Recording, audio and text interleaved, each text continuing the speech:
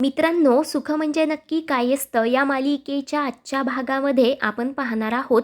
माई म्हणतात, हे सगळं हिचंच तर काम नसेल ना? गौरी विचारते, हिचं म्हणजे शालिनी वहिनींचं? माई म्हणतात, मग दुसरं कुणाचं? जयदीप म्हणतो, नाही माई, शालिनी वहिनींना याबद्दल काहीच माहिती नाही.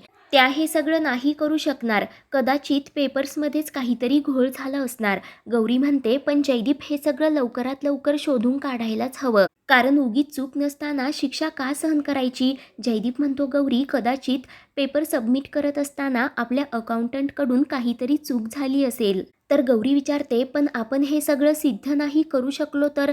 त्यावर शेखरदाजी सांगतात, मग कंपनी सील होणार आणि जयदीपरावांना सुद्धा अटक होणार. ते ऐकून सर्वांना मोठा धक्काच बसतो. त्यानंतर इकडे उदय मोठ्यानेच गुरुदेव असं म्हणत शालिनीच्या रूममध्ये येतो. तिच्या पाया पडत असतो. शालिनी विचारते, तुम्ही हे काय करत आहात? त्यावर उदय म्हणतो, तो अनिल तुम्हाला गुरुदेव म्हणत होता ना, त्यात काहीच चुकीचं नाही. कारण तुम्ही काय खेळ रंगवलाय आणि कुणालाही डाऊट आला नाही.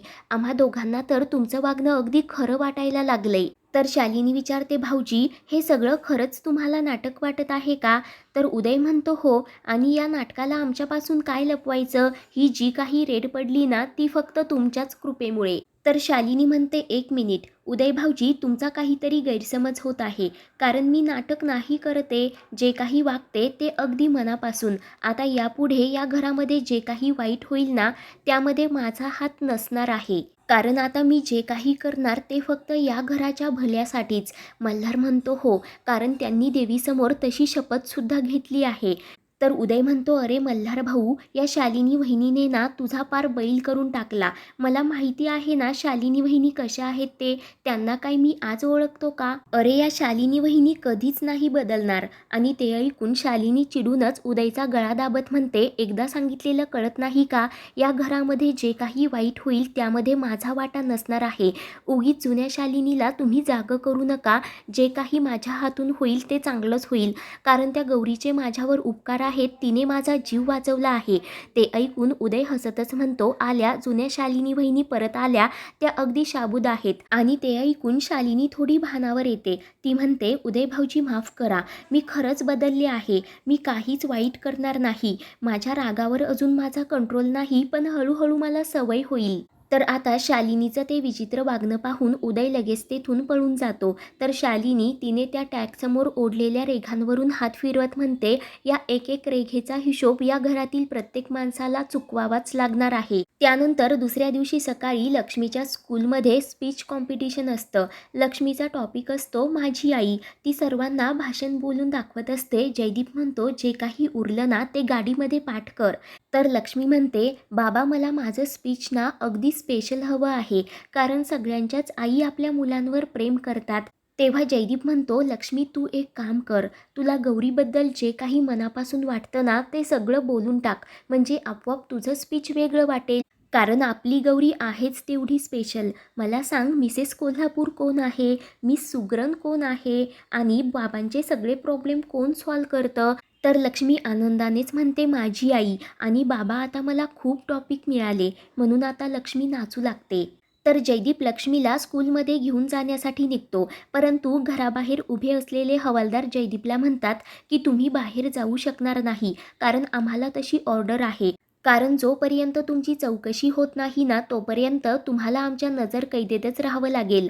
गौरी विचारते, हा कुठला कायदा आहे? हवालदार सांगतो, आम्हाला ते नाही माहीत. आम्हाला जेवढं सांगितलं तेवढं करायलाच हवं. तर लक्ष्मी विचारते, मग आता मला स्कूलमध्ये कोण सोडवणार? गौरी म्हणते, चल मी सोडवते. परंतु हवालदार पुन्हा म्हणतात की तुम्हाला सुद्धा बाहेर पडता येणार नाही. कारण तुम्ही कंपनीच्या मालक आहात. लक्ष्मी नाराज होत म्हणते, माझं तर आज स्पीच कॉम्पिटिशन आहे. मग मी कशी जाऊ? शालिनी म्हणते, लक्ष्मी बाळा, मी तुला स्कूलमध्ये सोडवते. तर गौरी म्हणते, नाही, शाळा बुडाली तरी चालेल, पण मी लक्ष्मीला तुमच्यासोबत नाही पाठवणार. शालिनी म्हणते, अगं गौरी, या लहान लेकराला आपल्या मोठ्यांच्या भांडणामध्ये कशाला आणतेस? आणि जयदीप भाऊजी, मी तर तुमच्या दोघांसमोरच तिला घेऊन जाणार आहे ना. जयदीप म्हणतो, ठीक आहे लक्ष्मी बाळा, तू जा यांच्यासोबत. पण एक गोष्ट लक्षात ठेव, स्कूलमध्ये पोचल्यानंतर मला मिसच्या फोनवरून कळव. तर लक्ष्मी म्हणते, ठीक आहे. तेव्हा जयदीप त्याच्या कारची चावी शालिनीकडे देतो. तर शालिनी लक्ष्मीला तेथून घेऊन जाते. त्यानंतर गौरी जयदीपला विचारते, हीच तर पौर्णिमेच्या संकेताची चाहूल नसेल ना? त्यावर जयदीप म्हणतो, याचा पौर्णिमेशी संबंध असो किंवा नसो, पण एवढ्या कष्टाने उभी केलेली कंपनी जर अशी बंद पडत असेल तर काय म्हणायचं? तर गौरी म्हणते, जयदीप असं काय करतोस? अरे कोड्याचं उत्तर एकदा सापडलं ना की हे सगळं संपेल. परंतु जयदीप मोठ्यानेच ओढून म्हणतो, अगं ती कंपनी म्हणजे माझी लाईफ आहे आणि तीच जर बंद पडणार असेल तर मग या पौर्णिमेला मला मरण आलं तरी चालेल. तेव्हा काय एवढं अशुभ बोलतोय आणि मरणाच्या भाषा करतोस? तुला जर काही झालं तर मी जगून काय करू आणि लक्ष्मीचं पुढे काय होणार? म्हणून आता गौरी जयदीपवर खूपच भडकते. तेव्हा जयदीप कान पकडून उठाबशा काढत गौरीची माफी मागत असतो, पण गौरी म्हणते, मी नाही माफ करणार. जयदीप म्हणतो, ठीक आहे, आणि तसंही मला न बोलण्याची सवय करूनच घ्यावी लागेल. काय सांगावं, किती वर्ष जेलमध्ये जावं लागेल? आणि ते ऐकून गौरी अजूनच जयदीपवर भडकते की तुझ्यासाठी कंपनी आणि पैसा महत्त्वाचा आहे का? आपल्यासाठी फक्त आपलं जीवन आणि लक्ष्मी महत्त्वाची आहे. बाकी सगळं तर नंतरही कमवता येऊ शकतं. जयदीप म्हणतो, गौरी एवढी का चिडतेस? अगं मी गंमत करत होतो आणि तुझा प्रॉब्लेम ना मी सॉल्व करतो. म्हणून आता तो गौरीला प्रेमानेच जवळ घेतो. तर गौरी जयदीपला ढकलून चिडूनच तेथून निघून जाते. तर इकडे माई गौरीला विचारतात की काय झालं? एवढी अस्वस्थ का आहेस? जयदीपशी काही भांडण झालं का? गौरी म्हणते, नाही माई, मी तुम्हाला सांगितलं ना, मला त्या कोड्याचंच टेन्शन आहे. तर माई तिला समजावत म्हणतात, ते तर तुला नेहमीचंच येतं, पण शेवटी अंबाबाईच्या कृपेने ते उत्तर सापडतंच ना. तर गौरी नाराज होत म्हणते, पण यावेळेला मार्ग दाखवायला चंद्रसेन स्वामी नाही येत ना. त्याच वेळेला शालिनी लक्ष्मीला घेऊन घरी येते. तर लक्ष्मी खुश होत सांगते, आई माझा सेकंड नंबर आला. ते ऐकून सर्वजण खूपच खुश होतात. तर माई लक्ष्मीला शाबासकी सुद्धा देत असतात. लक्ष्मी म्हणते, माई आजी, माझ्यासोबत शालिनी मामीला सुद्धा शाबासकी दे, कारण तिनेच तर माझी सर्व काही तयारी करून घेतली. परंतु माई मात्र शालिनीकडे रागाने पाहत असतात. त्याच वेळेला शेखरदाजी पळतच तिथे येतात आणि खूप मोठा प्रॉब्लेम झाला. काल ज्या फाईल आपण सबमिट केल्या ना, त्यातील एक महत्त्वाची फाईल मिसिंग असल्याचं सांगतात. ते ऐकून सर्वांच्या पायाखालची जमीन हादरते. तर दाजी म्हणतात, ती फाईल आपल्यासाठी खूप महत्त्वाची आहे. ती फाईल जर मिळाली नाही ना तर जयदीपरावांना अटक होऊ शकते, ती पण आजच्या आजच. तर गौरी हात जोडत म्हणते, अंबाबाई असं काहीच होऊ देऊ नकोस. त्यानंतर शालिनी गौरीच्या रूममध्ये तिच्यासाठी चहा घेऊन येते. गौरी खूप टेन्शनमध्ये असते. शालिनी म्हणते, गौरी मी तुला एक सल्ला देऊ का? तुला नाही पटणार पण एकदा ऐकून घे. कारण आत्तापर्यंत मी तुझ्यावर खूप संकट आणण्याचा प्रयत्न केला, पण त्यातून तू मार्ग काढलास. पण आता हेच डोकं वापरून मी तुला संकटातून बाहेर काढण्याचा प्रयत्न करणार आहे. तसा माझा विचार आहे.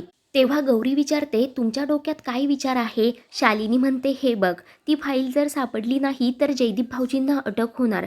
सगळीकडे त्यांची बदनामी होणार. त्यापेक्षा जयदीप भाऊजी जर काही दिवसांसाठी बाहेर पळून गेले तर? गौरी म्हणते, तो असं नाही करणार. तेव्हा शालिनी म्हणते, मला माहिती आहे, परंतु घरात बसून तरी काय करणार आहे? त्यापेक्षा नजरकैदेतून बाहेर पडून पुरावे गोळा केले तर त्यात काय वाईट आणि चुकीचं आहे? तर गौरी आता शालिनीच्या बोलण्याचा विचार करत असते. शालिनी तेथून निघून जाते. त्यानंतर माई पाटावर बसून जोपर्यंत जयदीप या संकटातून सुटत नाही तोपर्यंत जप करण्याचा निर्णय घेतात. गौरी त्यांना समजवण्याचा प्रयत्न करत असते, परंतु माई मात्र ऐकायला तयार नसतात. तेव्हाच माईंच्या तोंडातून चित्तरूपा असा शब्द निघून जातो. गौरीला लगेच जोगतिनीचं कोडं आठवतं की चित्तरूपेच्या मंगलकाया वाकवू तिच्या पायाशी मखमली माया. जयदीप विचारतो, माई चित्तरूपा म्हणजे काय गं? माई सांगतात, चित्तरूपा म्हणजे देवी आणि मी तिचाच जप करणार आहे. कारण आता तीच आपल्याला या संकटातून बाहेर काढू शकते. आणि बघितलंस का, मी फक्त जपाला पाठ मांडला तर तुमचं अर्ध कोड सुटलं सुद्धा. तर पुढील भागामध्ये लक्ष्मी अचानक शाळेतून गायब होते तर सर्वांना मोठा धक्का बसतो. आता लक्ष्मी कशी सापडणार ते पाहणं रोमांचक ठरेल. पुढील भागांच्या अपडेट्ससाठी चॅनलला सबस्क्राईब करा.